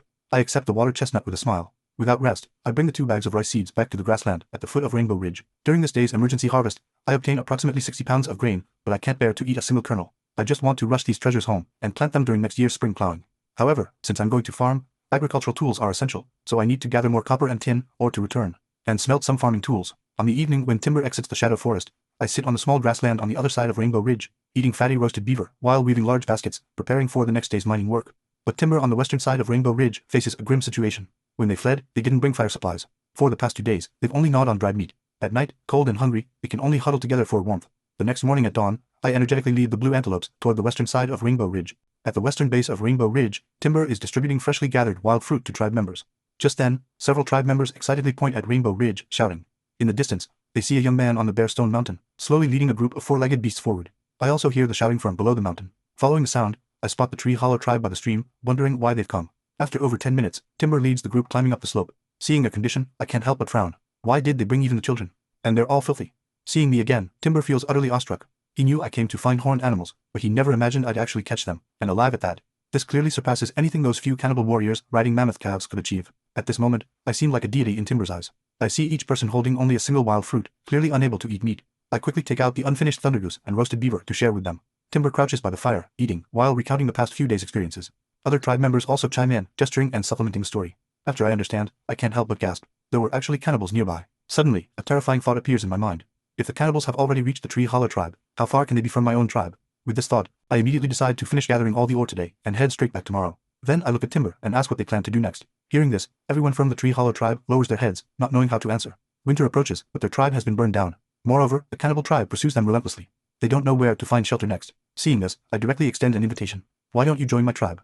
We have enough stored food for all of us to eat through the entire winter. Hearing this, Timber's eyes immediately brighten. He completely believes what I say. Just this herd of 4-legged beasts alone would feed everyone for an entire winter. The other Tree Hollow tribe members also want to accept. They've seen how formidable my bow and arrows are. With such weapons, they'd never lack prey and would never be bullied by enemies. So they all stare at Timber, hopefully, wishing their chief would agree. Timber is already tempted. However, as chief, he needs to be more cautious. After hesitating briefly, he still asks the question. You're inviting us to join your tribe. Will your chief agree? Hearing this, I immediately laugh. You don't need to worry about that because I am the chief. Hearing this, Timber looks utterly incredulous. I, young boy, am actually the chief. But thinking about it briefly, he accepts it. He's witnessed my abilities. The things I've accomplished, even an adult might not achieve. Thinking this through, he no longer hesitates and decisively agrees. To completely dispel their concerns, I directly hand my bone spear to Timber, give my stone axe to a man named Basin, and give the wicker shield I wove while harvesting rice to a tribe member named Stump. I know very well that as long as I'm willing to give them weapons, they'll understand I mean them no harm. Sure enough, the moment they take the weapons, smiles break across their faces. Timber also brings out the rabbits I asked him to capture. Alive, more than 30 of them, big and small. Seeing this, I can barely contain my excitement. With rabbits breeding a new litter every 2 months, my people will never have to worry about hides again. After breakfast, Timber assumes we'll leave immediately, but to his surprise, I start digging up rocks on the mountain instead. He asks what I need them for. With these rocks, I can make better weapons. And with better weapons, we'll hunt so much food we couldn't finish it in 3 meals a day. Timber is completely stunned. This is a life they've never experienced before. Without me even asking, everyone volunteers to help dig. With dozens of hands working, the excavation speeds up considerably. By noon, we filled all the large baskets. This haul includes several key materials, copper-rich malachite and selenium ore, along with plenty of red termite mound clay, and kaolin for making crucibles and casting molds. Soon, everything is packed, and I lead the group of dozens on our journey. Each blue antelope carries 2 woven baskets of varying sizes, loaded with ore, fodder, rabbits, and seeds. We don't move fast. As we walk, I teach Timber and his people how to use the weapons I've given them. By nightfall, we find a wide clearing and stop for dinner and rest. The first half of the night passes quietly, with only the crackling of campfires breaking the silence. But in the second half, as I lie on the ground, I suddenly feel vibrations. Something massive is moving. I instantly recall Timber's mention of those long-nosed beasts. I immediately wake everyone, kicking and pulling them up, and order all fires extinguished. Two shrill yet juvenile trumpeting calls pierce the air. 2 enormous silhouettes suddenly appear in the distant firelight. Then I see dozens of figures holding torches and weapons, necklaces made of heat, human bones hanging from their necks. The leader on elephant back waves his hand, and the whole group charges toward us with savage intent. My past life's combat experience keeps me strangely calm. I quickly issue orders. Porter is to lead the group north on a detour to escape, while Timber, Basin, and Stump stay with me as rear guard. Though we're only 4, I quickly devise tactics based on both sides' equipment. The enemy has 2 men leading on young mammoths. They're neither fast nor agile. Their weapons are mostly stone axes and bone spears, throwable weapons with a range of maybe 50 to 60 meters at best. But my bow has an effective range of 100 meters against unarmored targets. As long as we maintain distance, I'm confident I can take them all down before they ever get in throwing range. Timber watches the enemy charge on mammoth back, growing nervous. The hand gripping his spear trembles slightly, But seeing me remain so calm beside him, he grits his teeth and forces himself steady. I count down the distance in my mind. 200 meters, 150, 100. I draw and release. Whoosh. The lead attacker drops instantly, my arrow punching clean through his chest. Seeing the wooden shaft protruding from their comrade's back, the surrounding enemies freeze for a moment. But in that moment of hesitation, whoosh, whoosh. 2 more arrows fly. 2 more men fall. The mammoth riding captain spots me in the distance. He roars, ordering his men to charge and throw a volley of stone axes first. I immediately pull Timber behind a tree. Asen copies us taking cover, but Stump takes a different approach. He drops into a crouch and angles his wicker shield to cover his body. Thud, thud, thud. Several stone axes and a bone spear slam into the shield. Fortunately, the shield is woven from thick vines, so Stump isn't hurt. But at this rate of bombardment, it won't last many more hits. Asen, hiding behind his tree, sees stone axes scattered on the ground. He quickly grabs 2 and hurls them back. In the densely packed charge formation, 2 enemies are struck down instantly. Timber, as a former tribal chief himself, refuses to be outdone.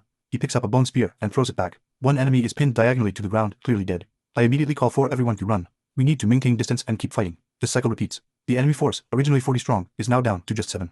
The rest are either dead or wounded. Suddenly, I call a halt. We stop about 80 meters from the enemy and stand our ground, meeting their eyes. The mammoth riding leader looks puzzled seeing us stop running. With only a handful of men left, all half dead from exhaustion, rage overtakes him. He charges again. I steady my breathing and raise my bow, waiting until he's about 70 meters away before releasing. The arrow strikes his right eye. Ah! He tumbles from the mammoth's back and gets trampled by the beast's rear leg. He's instantly dead. The young mammoth suddenly feels something soft under its foot. It looks back and freezes in place, completely distraught. The remaining lackeys are confused. How did their leader just die? But they keep charging forward. I immediately order a counterattack. 3 bone spears and 1 arrow flies simultaneously. 3 more enemies drop instantly. Now only 3 remain alive. Terrified, they turn and flee. The one riding the other mammoth tries to turn the beast around, then realizes it's too slow and jumps off. I lose another arrow. Before he even hits the ground, it pierces his chest. He staggers a few steps and collapses. Timber and his 2 companions rush past me. 3 stone axes whistle through the air, taking down the last 2 enemies. And with that, this jungle pursuit and guerrilla battle finally ends. Timber and his 2 men can't believe it. Just the 4 of us defeated a force of 40, plus captured those 2 young mammoths. The beasts, having lost their handlers, now stand there looking utterly lost. I issue new orders. Stump waits here. Asen goes to bring our people back. Timber comes with me to finish off anyone who isn't quite dead yet. The 3 acknowledge and split up. I retrieve my arrows and collect the intact bone spears and stone axes. But then those 2 unattended mammoths start following me, occasionally nudging my back with their trunks. It seems they want to stick with me. I hurriedly push their trunks away. Don't follow me. I can't afford to feed you. After all, these are true mammoths. As adults, they'll weigh around 15 tons each. How much would creatures like that eat every day? Just then, Timber frowns and tells me something troubling. We've only found 36 bodies along this route. That's 4 less than the original 40. An uneasy feeling washes over me. But in such a vast shadow forest, there's no way to search further now. I have to let it go. By dawn, Stump and Basin finally bring everyone back. When we all sit down for breakfast, I have Timber distribute the captured stone spears and axes to everyone. Now, except for the children, every person has a weapon for self-defense. The blue antelopes and rabbits are still eating the fodder we brought, but now 2 unexpected giants have shown up to mooch food. And the grass that should have lasted 2 more meals is suddenly gone. My head starts to ache. I raise my fist, about to drive these 2 freeloaders away. But the moment I lift my hand, one of the young mammoths looks at me with the most pitiful eyes, on the verge of tears. The other actually uses its trunk to grab a handful of grass and offers it to me, as if saying, "Here, have some of this good stuff. Just don't send us away." I force an ugly smile and reluctantly take the grass, stuffing it back into its mouth. Then I grab 2 more bundles for them to eat slowly. I wait for everyone to quickly pack up and move out. After we've traveled far, I look back and see the 2 mammoths still munching grass. I breathe a sigh of relief. Finally lost them. Since the Tree Hollow people have always lived deep in the shadow forest, they never knew the sunlit world outside could be so beautiful. Throughout the journey, they're thrilled, constantly startling pheasants foraging on the ground. I casually shoot them down with arrows. By evening, we've gathered quite a haul. Meanwhile, Little Sprout is by the riverside with his mother, finishing up their fishing work. He keeps glancing north. His mother told him that's the direction I left from. Ever since I departed, he's come to the river with his mother every day, waiting for me to return. Suddenly, he spots several figures emerging from the distant tree line. Sharp-eyed Sprout recognizes the person in front immediately. It's his tribe's chief. He jumps up excitedly, shouting, "Mom, the chief is back." Hearing the commotion in the distance, I happily wave and shout back. But then 2 resonant trumpeting calls echo from across the river, drawing everyone's attention. Hearing that sound, 1,000 curses run through my mind. After walking so far, we still haven't lost those 2 mammoths. I silently pray, "Please don't come over. Please don't come over." But of course, what I fear most is exactly what happens. Splash, splash. Both mammoths plunge into the river. In less than half a minute, they're standing right in front of me, dripping wet. And those 2 don't play fair. The moment they reach my side, they spray me with the water they just sucked into their trunks, turning me into a dripping mess. The message is clear. That's what I get for abandoning them. I wipe the water off my face helplessly. If you want to eat my tribe's food, you'll have to work for it. I'm not running a charity here.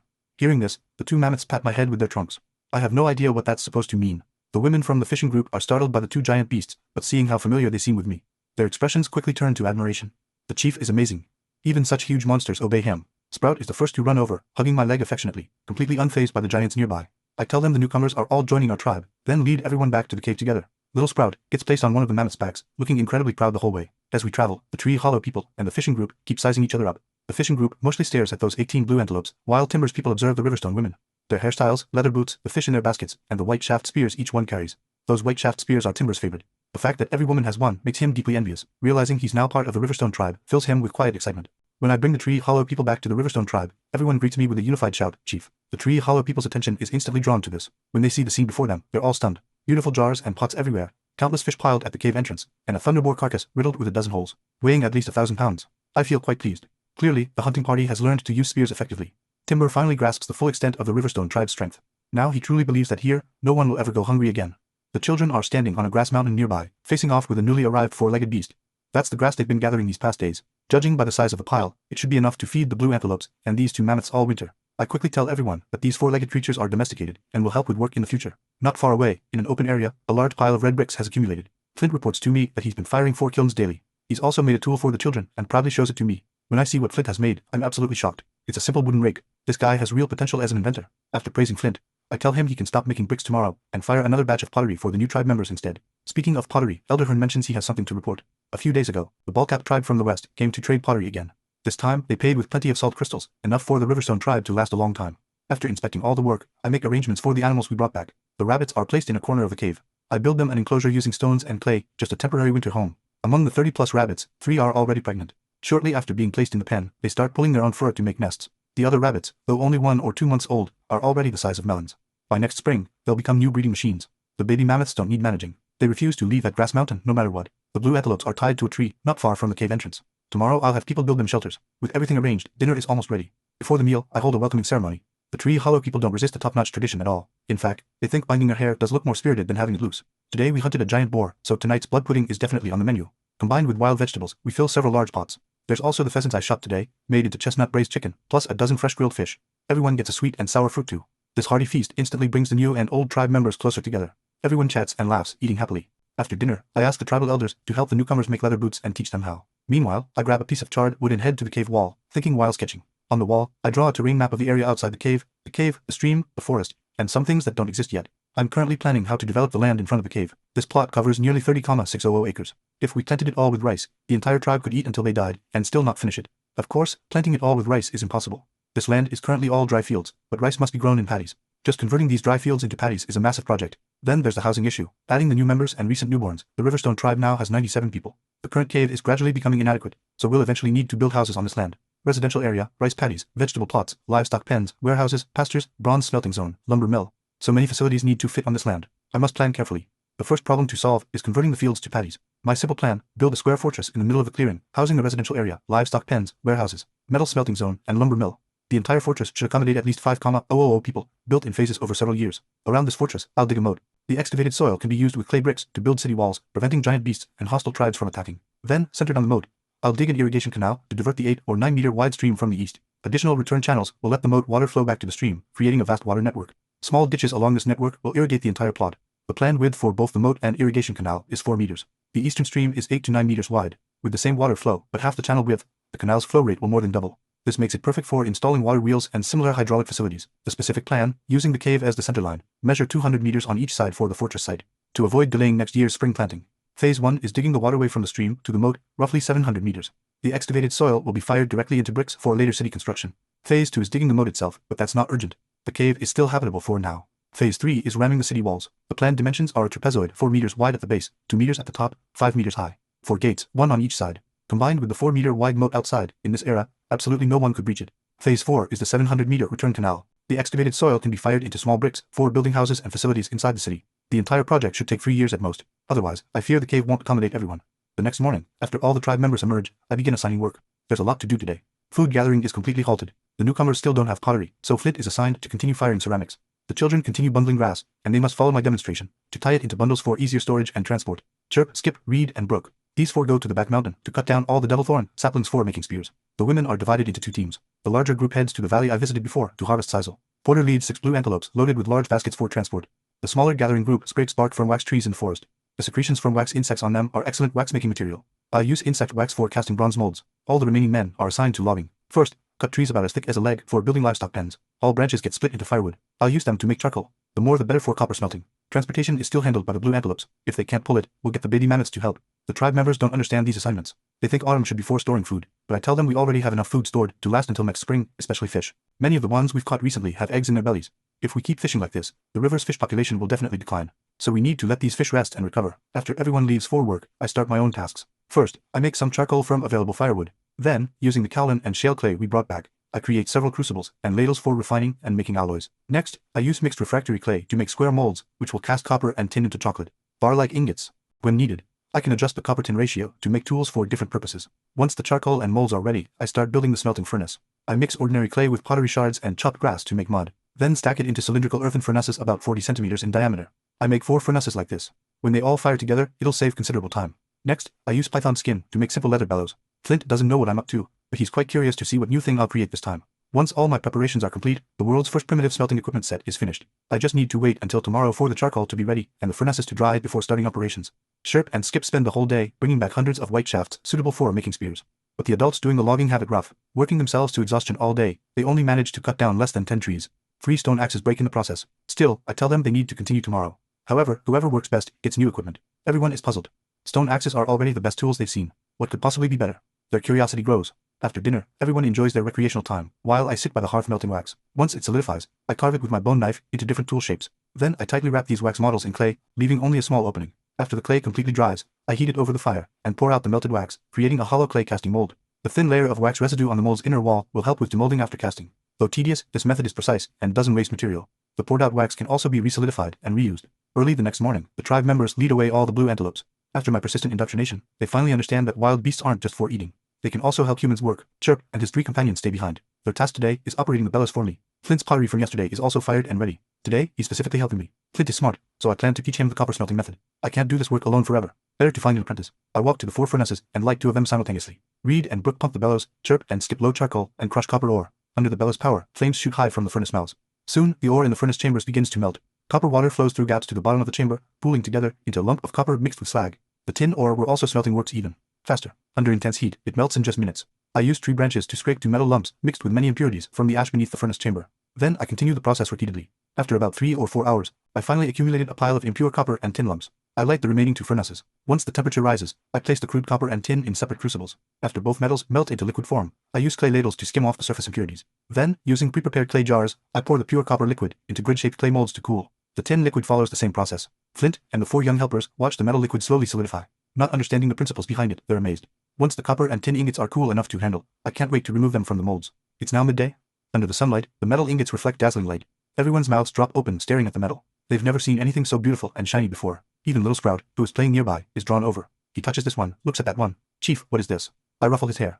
This is called copper. This is tin. You watch these. I'm going to get something. Sprout nods and quietly repeats the words copper and tin with Flint and the others. Meanwhile, I haul over a pile of tool casting molds and immediately begin bronze casting work. I place copper and tin blocks in a new crucible according to ratio. After they melt into liquid, I stir them thoroughly with a clay rod. Then I can cast. The first wave of casting is axes and hammers.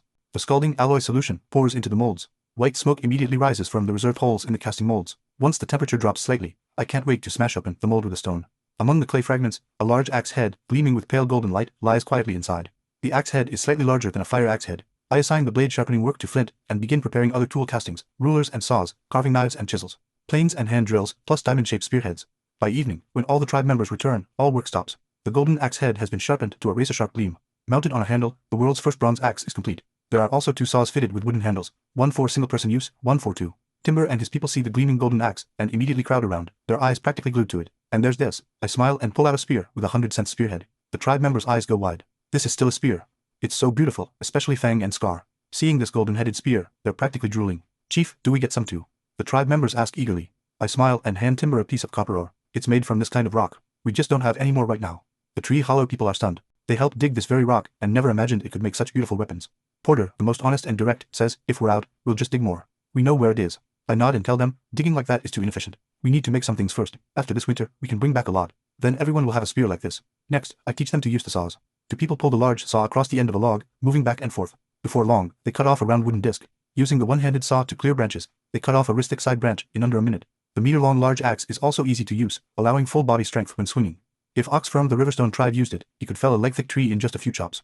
Once everyone learns how to use these tools, I tell them to go eat and rest. After dinner, the tribe members gather around Flint, listening to him describe the copper smelting process. Meanwhile, I begin establishing various measurement units. Once we have standardized measurements, civilization can gradually develop. All the sizzle has been collected now. The women are concentrating on braiding rope. The children are all lying outside the rabbit pen, watching the rabbits give birth. All 3 pregnant does have delivered. Each litter has 6 or 7 babies. The rabbit population of 30 plus has nearly doubled. With his long pottery making experience, Flint can now handle carving wax models for me. Original copper shovels, useful for both digging canals and farming. With my sample to reference, Flint can manage copying the design. After finishing my own tasks, I now research the most crucial item, the plow. I plan to make two sizes, large ones for the mammoths, small ones for the antelopes. They'll be useful for both plowing fields and digging canals. The next day, some women braid hemp rope, while others clear the ground, preparing to build livestock pens. For copper smelting, Flint and his 4 young companions are now sufficient. The 5 of them continuously cast copper and tin ingots, asking me whenever something's unclear. After the women finish clearing, I lead them in building the livestock pen. We cut the felled trees into 4-meter lengths, 4 posts, inserting one every 2 meters, to form a rectangular enclosure. We bind 2 horizontal beams in the gaps for stability. Then weave branches into fencing and secure it to the wooden frame. Finally, we plaster it with a layer of mud, and we're done. Inside the pen is a 4-meter-high wooden shelter, the baby mammoth's little home. Once everything's built, we bundle all the grass from the outside pile and store it in the pen, preventing other animals or people from destroying it. The Riverstone tribe members each handle their tasks, bustling with activity. Little do they know, the Baldcap tribe has already set their sights on the Riverstone tribe. Recently, Chief Baldcap has had a persistent worry. As the weather grows colder, the mountain spring his tribe depends on will soon freeze. Then they'll have to haul water from the stream 3 kilometers away, requiring a large number of containers for water storage. That's why he personally came to trade with the Riverstone tribe last time, hoping to exchange for more pottery. Unfortunately, he didn't get what he wanted, so he hatched a plan to take by force. In Baldcap's view, the Riverstone tribe has fewer than 10 adult men, while he has 15. Moreover, after leaving the Riverstone tribe last time, he crafted stone-tipped spears. He believes defeating us and stealing our pottery and food should be no problem. This morning, Baldcap leads all the adult men from his tribe, each carrying several spears, marching toward the Riverstone tribe in force. They plan to crush our hunting party in one strike, then raid our settlement for a good haul. Meanwhile, in the coniferous forest on the ridge, Timber, Fang, and the others are still logging. Today they're working quickly. With 3 large axes and 2 long saws, they can process a clean log in roughly half an hour. And that's just one group speed. The logging team has 10 people total, divided into 3 groups, so basically every half hour, 3 trees fall simultaneously. The remaining person is Porter, responsible for transport. Right now he's leading an antelope grazing near the logging team. Suddenly, from the mountain across the valley, a group of people rushes over, each holding a spear. Porter immediately shouts toward the ridge, then pulls the blue antelope and runs back. Hearing the shout, everyone immediately drops their work, grabs weapons, and prepares to fight.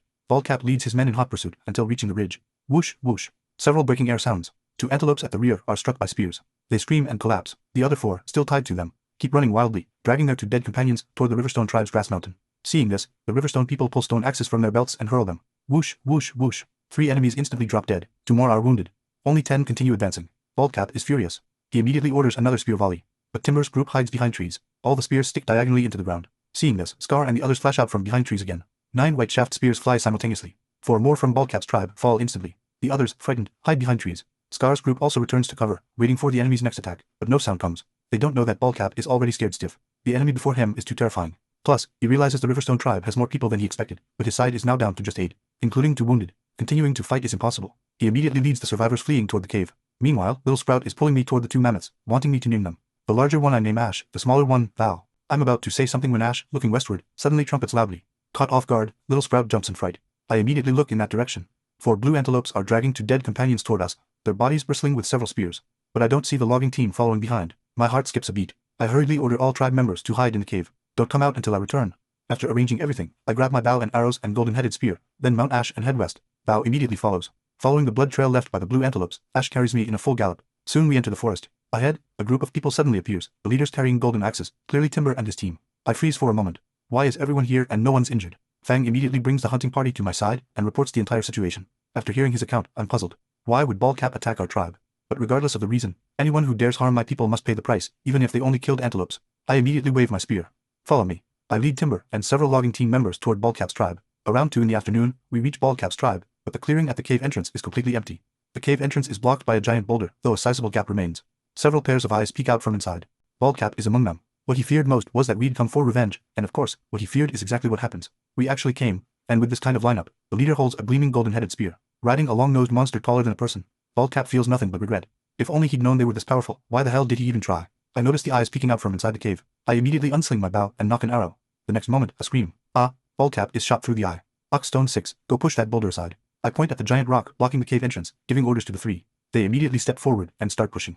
But even with 3 men exerting full force, they barely budge it. Instead, it slowly gets pushed back. The hell, think hiding behind a door keeps you safe. I walk to the gap and knock another arrow. Behind the boulder, several adult men are desperately bracing against it. Whoosh. Another arrow. This time, 2 men behind the door are pierced through. The others, terrified, run away and no longer dare stand at the entrance. Ox and the other 2 successfully push the boulder aside. Behind the boulder, the 3 bodies, not quite dead yet, are crushed into bloody pulp. In the blink of an eye, they're gone. The cave entrance stands wide open. Inside, dim yellow firelight flickers. A group of women and children huddle in a grass pile, trembling. 5 adult men remain. 3 holding spears stand in front of them, while 2 wounded men groan in the grass pile. I walk in, holding my spear. Timber and the others follow closely with their golden axes. The 3 holding spears watch our menacing approach, their legs trembling uncontrollably. They babble frantically, seemingly begging for mercy. Who the hell begs for mercy while holding weapons? I swing my spear, knocking all 3 spears to the ground. One of the wounded men behind them quietly picks up a rock, apparently still wanting to resist. I instantly thrust my spear forward. Thunk! It punches a hole straight through his left chest. Everyone, kneel. Resist and die. My eyes flash. I suddenly roar. Everyone's legs immediately buckle and they drop to their knees. Timber, go collect all their stored food and bring it back. Then I turn my gaze to the kneeling crowd. Your chief attacked us first, so you can't blame me. If it weren't for him, I wouldn't have fought you. My intention is to absorb these people, but to prevent them from harboring resentment, I'm pinning all the blame on their chief. But I've clearly overestimated their tribal loyalty. They don't care about their chief's fate, they only care that I'm taking their food. The women watch Timber's team carry away their stored dried meat, nearly in tears, desperately pleading with me. I look at these people coldly. As long as you join my tribe, you'll have endless food. No one will freeze to death in winter. Anyone willing to join us can stand behind me now. The moment I finish speaking, several people quickly rise and stand behind me. Slowly, a second, a third, a fourth. Soon, only one severely wounded man remains lying there. Judging by his condition, he probably won't survive. I don't intend to bother with him. I lead these new tribe members out of the cave and order Fang to burn it down. From this day forward, Baldcap and his tribe vanish from existence. After returning to the Riverstone tribe, the new members integrate smoothly. Several people in the tribe have been traded from Baldcap's group before, so they quickly blend in, and I haven't lied to them. The Riverstone tribe's food stores really are abundant. Adding what we seize this time, 200 people could eat all winter with no problem. The only issue is the cave has reached its population capacity limit. Fortunately, winter is coming, squeezing together will be warmer. What surprises these people is that the Riverstone tribe actually keeps wild beasts, especially massive creatures like Bao and Ash. This gives them a new appreciation for the Riverstone tribe's strength. Now they feel immense pride in becoming Riverstone tribe members. The women have been braiding rope these past days. The cave is now stacked with several large bundles. The men continue logging. Trunks become building materials. Branches become kiln firewood. I haven't been idle either. I've been making woodworking tools one by one, then casting 50 bronze shovels. With digging tools, my Phase 1 irrigation canal project must begin. I grab a super long hemp rope the women braided to use as a measuring cord. First, I measure the fortress position due north of the cave, then at the 4 corners of the site. I bury wooden posts as markers, determining the optimal canal route. Next comes building the brick kiln. Once canal digging starts, massive amounts of soil will be produced. So I plan to dig the canal and make brick molds simultaneously, since I intend to fire gray bricks. And gray brick production requires large amounts of water. For easy water access, I've chosen a kiln site by the stream. Flint fired many red bricks earlier. These bricks are perfect for building the kiln. The cylindrical brick kiln requires the entire tribe's labor force. It takes a full 5 days to complete. After spending more time making brick molds, the preparatory work is finally done. Now my giant plow, crafted over many days, finally makes its debut. Under the 2-meter wide wooden frame are mounted 4 bronze plowshares. Once pulled forward, it can plow a 2-meter wide swath of land in one pass, reaching 40 centimeters deep. The power source for this contraption, Bao and Ash of course, 2 giant plows side by side, pulling forward, directly turn over the entire 4-meter wide canal route. In less than an hour, the 2 beasts plow the 700-meter canal to a 40-centimeter depth. Seeing this, I'm absolutely thrilled. At this speed, maybe my fortress construction plan won't need 3 years after all. For brick firing, I plan to wait until winter. Then everyone will have free time, and winter kiln work will be nice and warm. A happy job. But right now, there's a problem. These brick molds are all for wrapping the rammed earth city wall, so each brick is very large. This makes transporting clay material and brick molds extremely time-consuming. So I decide to immediately build a simple wheelbarrow. With a new project starting, finding helpers is priority 1. Later, they can become the tribe's professional carpenters. The most talented at carpentry in the Riverstone tribe is Basin. This guy, back in the Tree Hollow tribe, figured out how to burn out a bucket in a wooden stump using hot coals. The other is Honest Porter. He doesn't talk much, but he's extremely solid in his work. Drawing on my past life's memory of carts and modifying the design, the 3 of us spend a full day creating the first wheelbarrow. It's immediately deployed to the work crew. People are quite interested in this new transport tool. Compared to carrying on shoulders and hands, it's definitely less strenuous, but I'm not optimistic. I notice the wheelbarrow wobbles left and right when turning. At this rate, it'll definitely fall apart soon. Having identified the problem, I immediately start improvements, mainly extending the axle. After explaining to my 2 assistants, the 3 of us each work on our parts. The second iteration is much faster than the first build. 2 hours later, the second generation wheelbarrow is complete. This version no longer wobbles. Everyone's work efficiency immediately improves, so the second car becomes the production model. We begin mass manufacturing, an initial run of 30 units. With men and women combined, we definitely have dozens of adult laborers. These wheelbarrows are specifically for hauling soil and will definitely see heavy use in the future. Over the following days, the carpenter trio produces wheelbarrows at a rate of 3 every 2 days, equipping the work crew. The Phase 1 irrigation canal progresses rapidly. The previously delayed brickmaking work also speeds up thanks to the constant addition of wheelbarrows. By the 18th day of construction, a 700-meter-long, 4-meter-deep trench appears before me. I call a halt to canal digging. The remaining 2 meters will be opened when we need to channel the water. The tribe members return to their normal routines. Men continue logging, stockpiling for future construction. Women resume gathering food. They believe the more food, the better.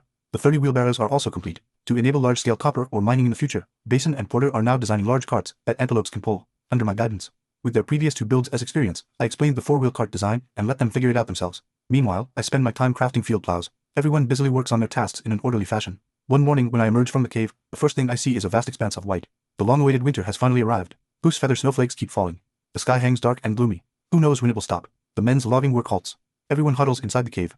The women also stop clamoring to gather food. In this weather, brick firing is definitely out. We'll have to wait until the snow stops. So I launched my long-planned initiative, teaching everyone the common tongue and a writing system. Actually, the Riverstone tribe members have already picked up some basic vocabulary. Little Sprout especially can speak simple phrases now. This makes things easier. I just need to teach them more essential words and show them how to string sentences together. As for writing, teaching them simplified characters isn't realistic yet. The clerical script, being closer to pictographs, will be much easier for them to grasp. Whether they can write isn't that important. The key is they must recognize the characters. To boost everyone's learning enthusiasm, I establish a rule. Before dinner each day, I'll check everyone's progress. Those who can't recite get half rations. Those who excel get rewards. This strategy works perfectly. All tribe members become highly motivated, especially the children. After lessons, they spontaneously gather in small groups to practice. A few days later, the snow finally stops. The brick firing plan officially launches. After personally demonstrating 2 kilns, I turn the work over to the tribe members. They don't need to work every day, basically just when loading the kiln and removing finished bricks. The rest is firing and cooling time. Days pass like this, studying the common tongue and characters daily, moving bricks every few days. Ordinary yet fulfilling. When not busy, people make ornamental accessories, mostly the men. Bone necklaces, feathers, all kinds of things. They pile them on generously. I don't quite understand. So Elder Hearn explains, to prevent inbreeding and genetic degradation, many tribes gather in spring for a tribal gathering. If a woman likes a man, she'll follow him to his tribe. The standard for liking is whether you're strong enough, whether your tribe is powerful, and whether you have abundant food. These things can be observed from the bone ornaments a man wears. If you carry a particularly long thigh bone as a weapon, your tribe clearly has the strength to hunt large beasts, naturally indicating your tribe won't lack food. This gives me some inspiration. I seem to be missing something myself. I naturally have no interest in those bone necklaces. After some thought, I decided to create circlet-style accessories. Circlet materials are typically gold, silver, jade, or leather. Different people just need different materials. Since ancient times, gold has symbolized nobility. The Riverstone tribe has no gold, so my crown is made of open-work copper. Having changed my own, I can't leave my tribe members' heads bare, so I make Timber a silver-colored one from tin. Timber loves it. Under my guidance, the other adult men also create circlets from various materials, animal hide, wood, bone, all kinds, even hairpins. From now on, the Riverstone tribe has a new regulation. Children can only bind their hair or circlets, but cannot use hairpins. Adult men can wear circlets and must use hairpins to distinguish adults from minors. Women also no longer wear only ponytails. Adult women must pin their hair up using wooden combs or hairpins as ornaments. Underage girls can wear ponytails, loose hair, or braids, also using hairpins as decoration. Metal being a strategic resource can't be used for everyone's accessories, so I use metal ornaments as rewards, distributed to anyone who contributes to the tribe. Through this series of reforms, in the Riverstone tribe now, you can tell a person's identity, age group, and whether they've contributed to the tribe just by looking at their head. Sprout's circlet is also my creation, featuring a copper buckle with cloud patterns. I awarded to him for learning characters fastest. He's the first child to own a metal accessory, making him extremely happy. Actually, I'm not working so hard on ornamental accessories just to distinguish tribal hierarchy. It's mainly for that tribal gathering. Not to find a match myself, but to meet people from other tribes and see if any trade is possible. Previously, the Riverstone tribe salt all came from trading with Baldcap's tribe, but now Baldcap's tribe is gone. So until we find a salt mine, I want to find new sellers. The Riverstone tribe's pottery is quite valuable. I want to trade pottery not just for salt, but also to my population. Relying on these fewer than 200 people to reproduce naturally, I wouldn't fill one fortress in the next lifetime. However, not all tribes can be like the Riverstone tribe, never worrying about food. With leisure time to contemplate tribal development plans, like the Black Whisker tribe to the east of the Riverstone tribe. This is a medium-sized tribe with over 150 people. They differ from the Riverstone tribe in one major way. The Black Whisker tribe has its own faith. They worship the Black Rat and have a shaman who communicates with the divine, matron Black Whisker, an elderly woman. This winter, she claims to have received divine guidance. She worries their stored food won't last until next spring, so she tells the chief to lead the hunting party out to find food. Thus, Chief Whisker of the Black Whisker tribe leads 19 men out hunting. Soon, they discover something strange. At the western edge of the forest near their tribe, thick black smoke occasionally rises. That's definitely deliberately set by humans. But when did people settle to the west? Long ago, they walked to the western forest edge, but they couldn't cross that 8 or 9 meter wide river, so they never went that far again. Now, judging by the smoke's location, it's clearly near the river. Chief Whisker immediately reports this to Matron Black Whisker. She isn't particularly surprised. Instead, she's quite interested in why these people keep burning fires. In Matron Black Whisker's understanding, fire is for cooking food. If it were for warmth, why not keep it burning constantly? She is puzzled, so she tells Chief Whisker to take people and investigate. If possible, try trading with them. Maybe they can learn something too. So Chief Whisker leads his team out to accomplish this diplomatic mission. Meanwhile, at the Riverstone tribe, Basin and Six are guarding the brick kiln. Every so often they check the kiln fire and toss in firewood. The two have been firing since last night until this afternoon. The brick molds in the kiln have reached a blindingly red heat. It's time to flood and seal the kiln. Basin pats Six, signaling him to return to the cave and call for help. Six nods and heads straight for the cave without looking back. But during Basin's solo watch, Bow's roar suddenly thunders across the ground. Then comes the sound of Bow running, followed by human shouting. Basin hurriedly climbs up from the underground fire pit. The moment his head emerges, he sees a dozen spears whooshing toward Bow. Terrified, he takes off running straight for the cave. I'm just preparing to lead people to flood the brick kiln when, emerging from the cave, I witnessed the scene of Bow being chased and attacked. Chief Whisker and his men initially wanted to pursue, but suddenly see me leading a crowd out from the cave. They freeze instantly. What the hell? Who dares attack my Bow? Everyone grab your weapons. Hearing my order, tribe members immediately charge out roaring. 70 or 80 people, each holding weapons, instantly surround Chief Whisker's group. Chief Whisker's jaw drops. Before him, everyone looks fierce and menacing. The young man in front has a stern expression, wearing a golden crown and golden hairpin, holding a white shaft golden spear. Glaring at him. The formation behind is even more eye-blinding. Every person holds a gleaming bronze shovel. Never mind combat ability. This luxurious lineup alone is enough to terrify Chief Whisker's group into immobility. Bao, seeing I've controlled the situation, bounces back happily, standing behind me and roaring at Chief Whisker with borrowed authority. I cut his trunk, signaling him to quiet down, then turned to Chief Whisker. This mammoth is ours. Why did you attack him? Chief Whisker is somewhat dumbfounded, but seeing how familiar I am with this monster, he never imagined this neighboring tribe could control such a huge beast. What he imagines even less is that Ash, even larger than Bao, now also hears the commotion and runs over, standing beside Bao. Curiously observing the surrounded group, Chief Whisker and his lackeys are scared stiff. Damn, there's another one. Seeing they all look utterly shocked, I frown and have Elderhorn go ask who they are and why they came here. Elderhorn walks up to Chief Whisker and, through a combination of words and gestures, translates what I said, and introduces my identity as Chief. After hearing Elderhorn's words, Chief Whisker first apologizes profusely. He didn't know these monsters had owners, which is why he thought of hunting them for winter provisions. Finally, tearfully, he explains his purpose for coming. I didn't expect they actually wanted to come trade for food, but if they have something that interests me, trading isn't out of the question. So what do you have to exchange? Chief Whisker hesitates. Can we trade stone bowls? After all, his tribe has several, and stone bowls are essential items for every tribe. Before I can respond, Elderhorn already speaks up. We have plenty of pottery. If you want some, you can also trade for it. Salt and population both work. Now it's Chief Whisker's turn to be stunned. They actually have a lot of pottery and can trade it to us. Elderhorn, seeing Chief Whisker doesn't believe him, calls some children to bring out a set of pottery. In less than 2 minutes, the children haul out a water jar, a pot, and several bowls. Even more, several children watching the excitement stand at the cave entrance, slurping meat broth from their bowls. This leaves Chief Whisker dumbfounded. He's never smelled such a meaty aroma before. I had someone fill a bowl of broth for him. After all, if he hasn't tasted the broth, he won't know pottery's true value. Chief Whisker carefully takes the broth and, copying the children, takes a slurp. Instantly, warmth flows from his throat to his stomach. After a while, his whole body feels warm. This broth was specially made by me for warding off cold. There isn't much meat, but I added pig bones and chili peppers. On ordinary days, drinking a couple sips, so comfortable. Chief Whisker is completely won over by this broth's flavor. He immediately decides to trade population for clay pots. As for what salt is, he's never even heard of it. Elderhorn repeats the pottery trading prices from before. 1 clay pot for 2 underage boys or 1 adult woman. Chief Whisker finds this price acceptable, but he didn't bring any women or children on this trip. Yet he really wants to take a pot back, so he can only shamelessly ask if he can take the pot now and bring the people next time. Hearing this, I immediately refuse. Credit is impossible. Absolutely impossible in this lifetime. What if they default? I'd become the fool who got played. Seeing I won't agree, Chief Whisker immediately retrieves a bulging hide sack from one of his men and hands it to me. This contains food. Not much, but I hope you'll let us take a pottery bowl first. Next time, we'll still trade people for this pottery. Like, I need your little bit of food. I carelessly open the sack and glance inside dismissively. But the next moment, my eyes refuse to move. These are peanuts. My mind instantly races through countless peanut dishes. Roasted peanuts, salt-oiled peanuts, fried peanuts, peanut butter. This is treasure. Besides high nutritional value, the key is it can be pressed for oil. Plant a huge field, and will never lack cooking oil again. With oil and fat, I can make soap, candles, even explosives. So calling peanuts a strategic resource isn't an exaggeration. I suppress my excitement, holding back for quite a while before regaining composure. Where did you get these? Chief Whisker babbles and gestures. I finally understand. Their tribe's so-called deity is a black-furred rat, and the peanuts are dug from rat burrows. They know where to find burrows with peanut stashes, so peanuts aren't particularly precious in their tribe. I nod silently and casually pull out a large basket. A full basket of peanuts like this can also trade for pottery, but the shells must be undamaged. Chief Whisker can hardly believe I'd offer such favorable terms. He immediately agrees joyfully, promising to bring more next time. In the end, Chief Whisker takes away that large basket, plus a clay pot, a clay bowl, and a ladle I gifted him. Watching them depart, I suddenly feel a wave of fear. This time, we were actually ambushed by a strange tribe right at our cave entrance. Fortunately, their numbers weren't large. If they'd come specifically to attack the Riverstone tribe, even if we could hold them off, we'd probably suffer casualties. I'd previously planned defensive fortifications, but city walls that large, how could they be built just like that?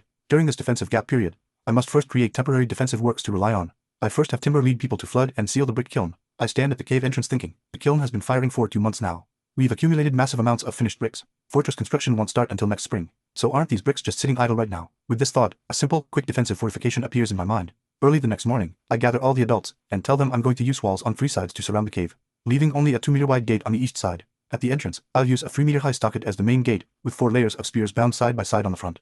This simple defensive wall will be directly stacked from gray bricks. In such cold weather, I just need to pour water on the stacked brick wall for it to freeze together. When spring comes and the weather warms and thaws, these bricks can still be used for fortress construction without affecting their usability. Over the next several days, all adults work together.